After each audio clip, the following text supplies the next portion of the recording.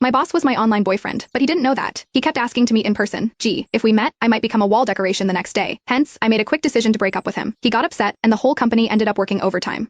How should I put this? For the sake of my mental and physical health, maybe getting back together with him wouldn't be such a bad idea. I was dating my boss online, meeting in person. That was never going to happen. He didn't even know his online girlfriend was one of his employees. Lately, my boss had been in a bad mood. Everyone could feel it, so everyone had been extra careful. Even the usual breaks had been cut short. The boss had been working crazy hours, and no one dared leave before him. So, our workdays had stretched to 11 p.m. or 12 a.m., and I was starting to get dark circles under my eyes. My skin had been looking worse too. To be honest, I felt like I was probably the only one who knew the real reason behind his bad mood, but I couldn't tell anyone. The boss had had his heart broken, and unfortunately, the one who broke his heart was me. He didn't know, though. It all started when my online boyfriend of 2 years wanted to meet up in person. We met on social media. He had posted something asking for advice. Why can't I find a girlfriend? I clicked on it, and the post said, I am a man 6'2", 183 pounds, 25 years old, Ivy League graduate, with a master's in management and engineering. I am currently the vice president of a listed company. With an annual salary starting at $500,000, I own a car and a house, but my looks are just average. I've never had a girlfriend. So, what is the issue? The comments section was full of sarcastic remarks.